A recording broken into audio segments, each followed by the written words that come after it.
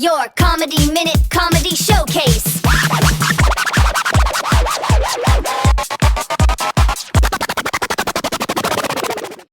Your Comedy Minute Comedy Showcase. And our first comedian is coming to us from the Delmarva.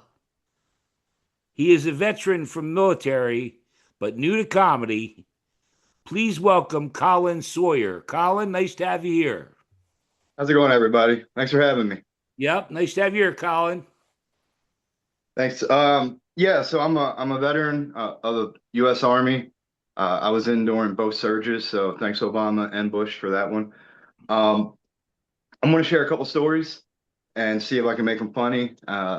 That's I feel like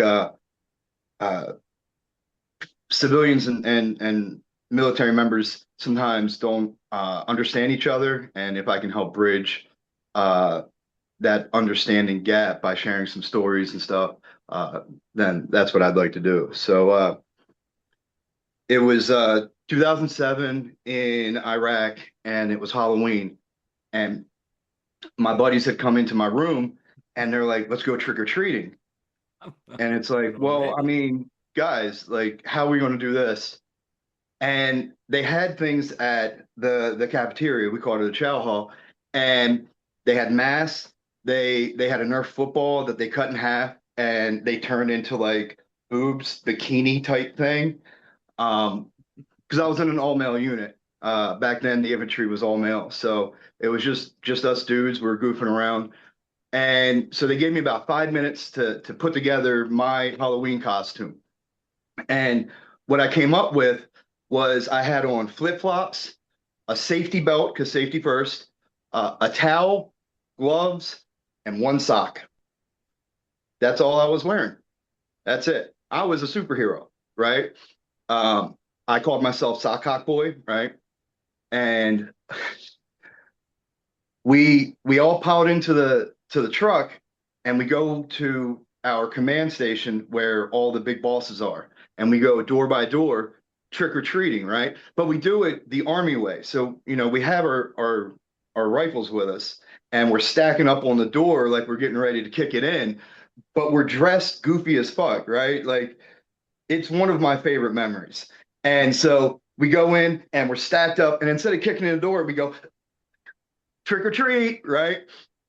They come out, they had candy. We actually got candy for trick-or-treating in Iraq. I did get in trouble because, like I said, all of the big bosses were there, and all they saw was this big burly machine gunner with a sock on his cock and a cape on his back, and that's about it. And so some people might have been offended, my lieutenant being one of them. So he took us out back to correct us, right? And I feel like it's his fault for what happened next, right? Because he could have picked any exercise for us to do, but he wanted us to do flutter kicks, which is you get on your back and you kick your legs like this. And so I kicked the sock off my dick, and I'm just sitting there just flailing in the air. And he's like, "You know what? I've seen enough of your dick tonight. Y'all just go home," right? And we went back. And so if you're ever in trouble in the military, my advice from that story is just show off your dick. Nobody wants to see it, and you can just go away, right? We had nicknames while we served, and while my buddies gave me one nickname, my supervision, they gave me another nickname. And because I was from Baltimore, I talked with a Baltimore accent, and I carried myself more urban. And they said that my nickname was Oprah because I was fat and I wanted to be black. And I was like, I don't think that works, right? But then they selected my driver and called him Piggy Tits. And I was like, all my life I had to fight. Like, I'll be Oprah like a motherfucker, right? I went from wearing army green to color purple real quick. I'm not being called Piggy Tits, right? So my buddies called me Baltimore, so much so that I actually have it nicknamed on my arm. And I've realized that where I grew up has changed, much like many cities in America. And one of the leading indicators is when comics who are new to Baltimore come down and say they're from Baltimore, but they're from what I call like the gentrified class. Because when they come down, they say they're from Baltimore, right? They actually say out how it's spelled, and I fucking hate it, right? It's Baltimore. That's how we all called it in the 90s. That's what we call Baltimore. However, when I was growing up and as a teenager, my grandmother, who was from South Baltimore, called it Balmer, and she was a Han. So it was like, I'm from Balmer, Han. And we had an argument where she's like, you're saying Balmer wrong. And I'm like, Grandma, you're saying Baltimore wrong. She's like, I'm not saying it wrong. There's no D in Baltimore. And I'm like, hold up, Grandma. You've got 6 kids. There's obviously some D in Baltimore. She wound up being 96 years old. And on her 90th birthday, I'll leave you guys with this. On her 90th birthday, my sister and I, who were preteens, we see her. She's wearing her glasses with a dick on it because she loved dick, and she thought it was funny to wear that for her 90th birthday in front of her preteen grandchildren. And we said, Grandma, how did you make it to be so old, right? Because we don't have a filter, so you're old. How'd that happen, right? And she gave us 3 keys to a long life, right? Would you guys like to hear my grandmother's 3 keys to a long life? I feel like it applies to anyone, right? This is a universal keys to a long life. And she said her 3 keys are hard booze, hard men, and hard work. And yeah, I feel like any one of us can use those 3 and live to be 96. Our next comedian is coming to us from California. She is originally from Japan.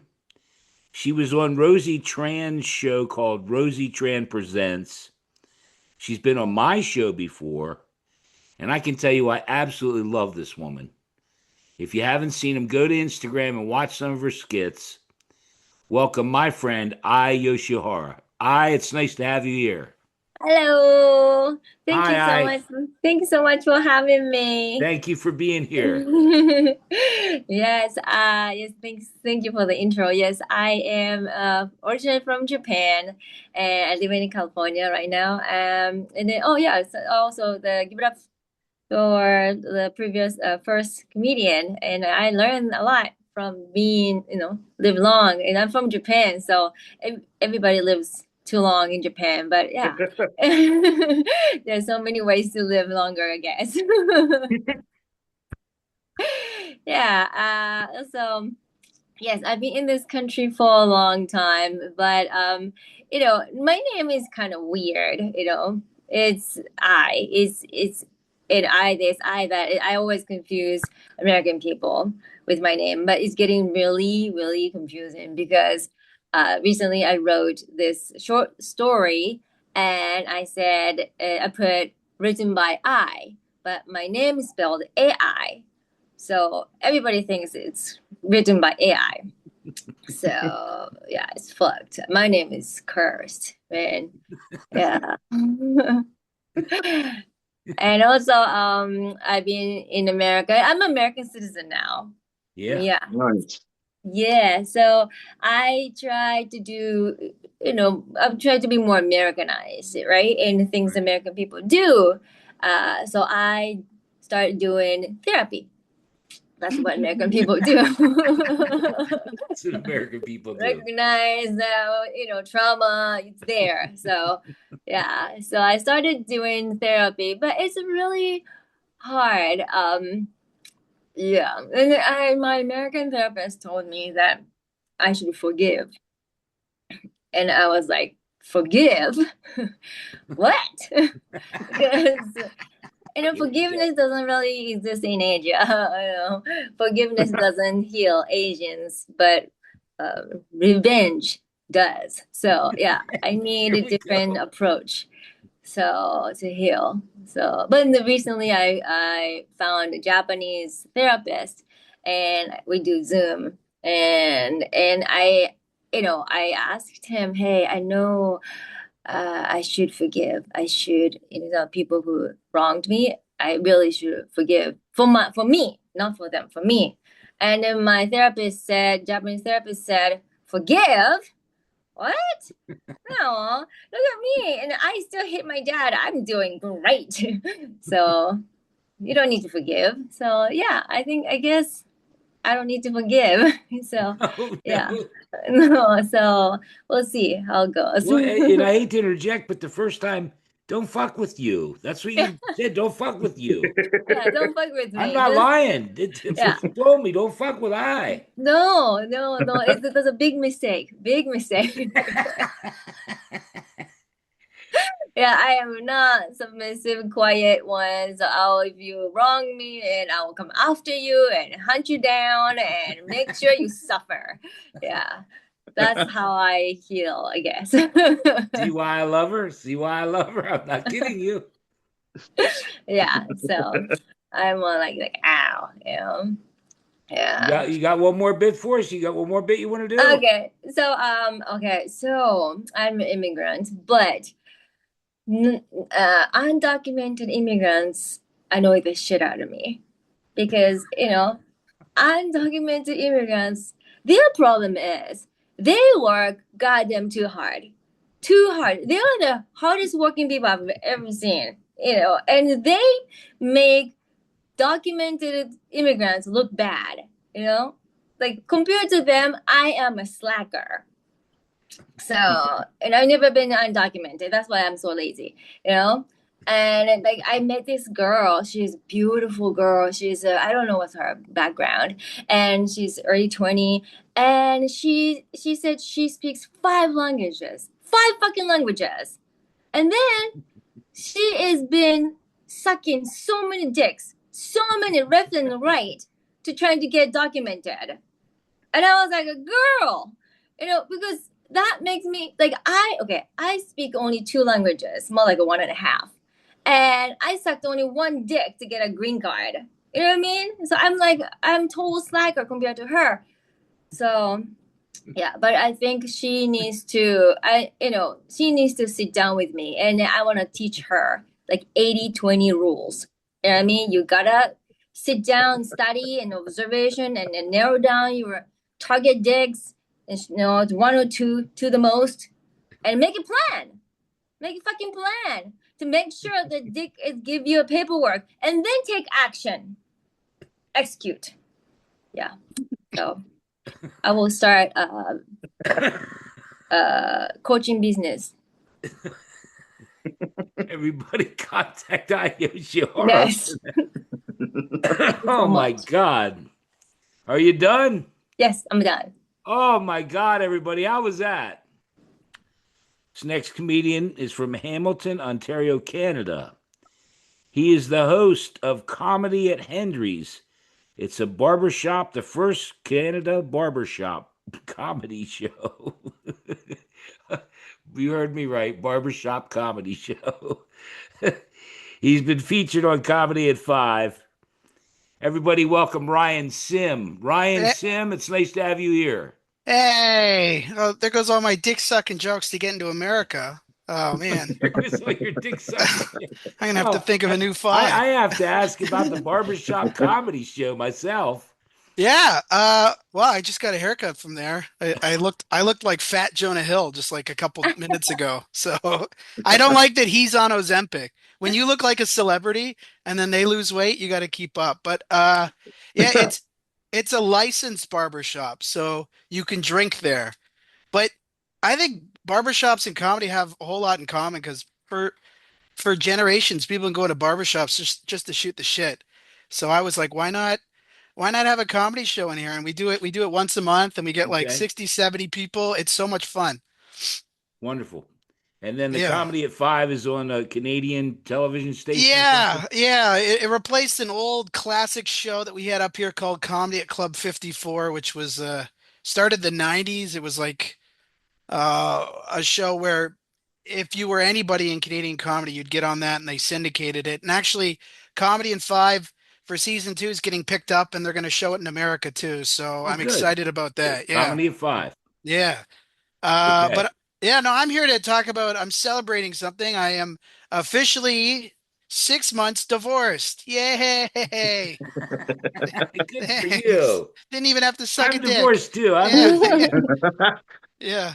I yeah, I was living I was one of those people with the house prices that had to live in their ex's house for 2 years before I moved out. So I'm celebrating that I moved out of my ex's basement to drum roll my mom's basement. Yay! That's what every 40-year-old dad wants to do. Good for you. And just like I also started going to therapy, but I didn't I grew up in a small town where therapy we didn't really we just if you wanted to talk about your feelings you went outside, you know what I mean? Right. um so the first time I went to my therapist I didn't know what to do, so he said, is anything new with you? And he told me that his wife left him yesterday. I was like, oh shit, do you want to talk about it? Like, I didn't know what to do. And he did for like 45 minutes. I was like, well, that's our time. I don't know how to bill you. um but yeah, I'm a proud dad. I can't wait to meet those kids. And one of the lessons I learned when getting divorced though is that your children shouldn't be comfortable calling you by your first name. My son's always just said Ryan, and I live in a rough city. Hamilton is kind of like Detroit in Canada, and it's rough. So the first day I picked him up from kindergarten, I had ripped track pants. It was kind of mid-pandemic. I had a coffee cup that someone had put money in because they thought it was empty. Um, and I go to pick him up, and I just go, "I'm here to pick up that one." Don't know why I did that. And then the teachers are looking at me and looking at him. They're like, "Do you know that guy?" And he's like, "Oh, that's Ryan. He lives in my mom's basement." I'm like, "Oh no," Oh, no. you know. But then the worst was I got him into swimming lessons. I don't know if it's the same in America, but they only have this little slot for swimming lessons and this many kids. So they pack every class full. And as soon as one class is out, the parents are all lined up for the next one. And I went to get him dressed, and he used to play this game called Save Me, where he would just run and jump in the pool with his arms in the air yelling, "Save me." And if you didn't save him, he'd be gone.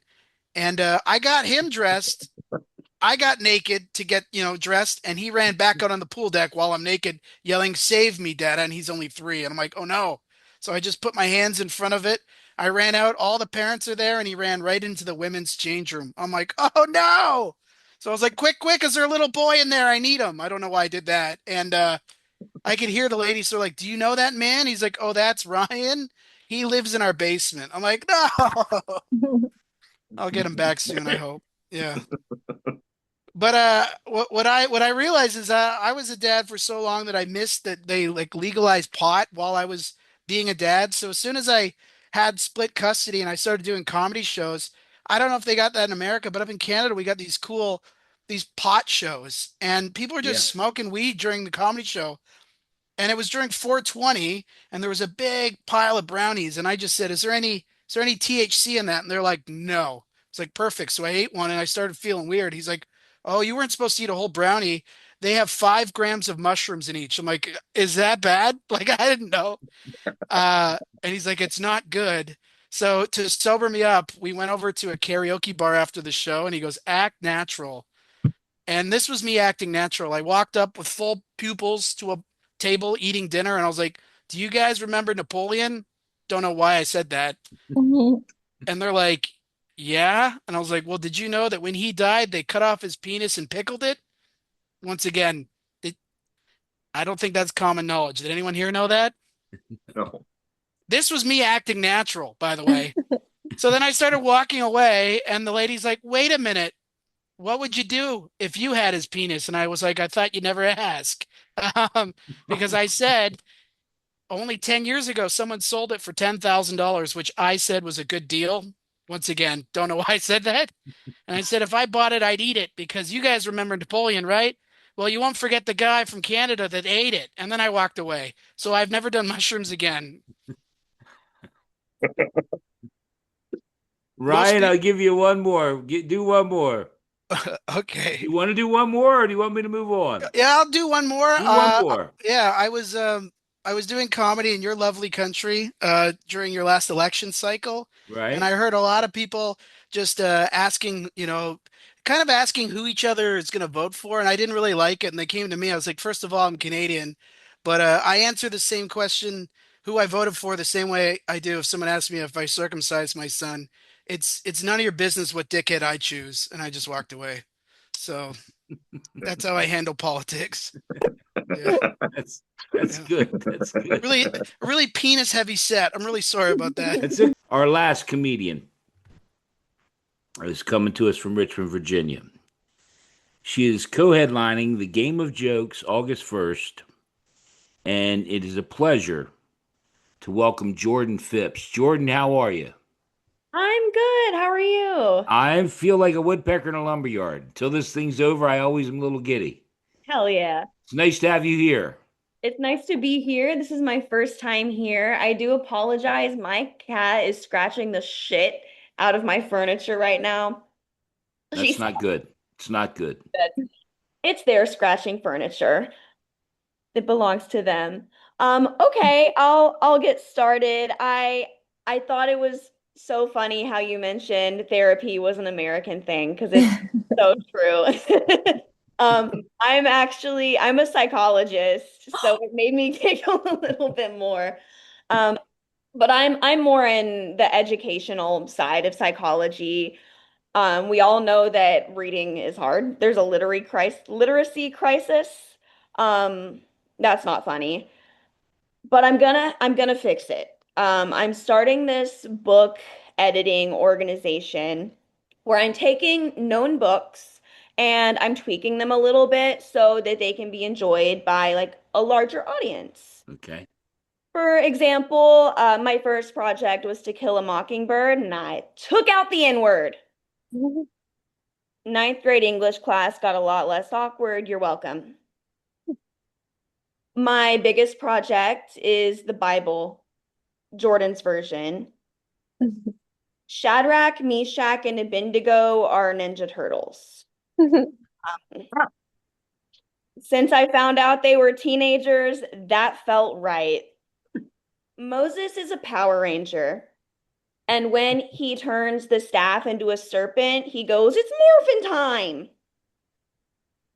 Oh, and also, I'm gonna change the word crucify to slay. It's funny, because I have dyslexia. I'm really not a great reader. I try to be. I think that my dyslexia somehow kept me from joining the gay train later in life. It's the alphabet club. That's hard. But when I was going out to join the LGBT club, I joined the BLT club. Instead of advocates, I got avocados. I was up in this bitch like looking for hot dykes, okay? I got dukes. What the hellmans? I'm also not great at flirting with women. So I say I'm a little bit gay. Yeah, I don't think you can be a little bit gay. I just don't. I just in Richmond. they say I'll just do one. You're making me think of jokes. What's it? What 2 out of 10 men are born gay. The rest of them are sucked into it. I'm sorry. Go ahead. That's sick. I love that. I'm also not very good at flirting with women. Like, I'll flick their bra strap. They don't like that. Or a lady will hit me with the Debbie Ryan, so I'll give her a wet willy. Not a fan. I was driving alongside this fine shite, and I decided I'm gonna get her number. So I rear-ended her. That one.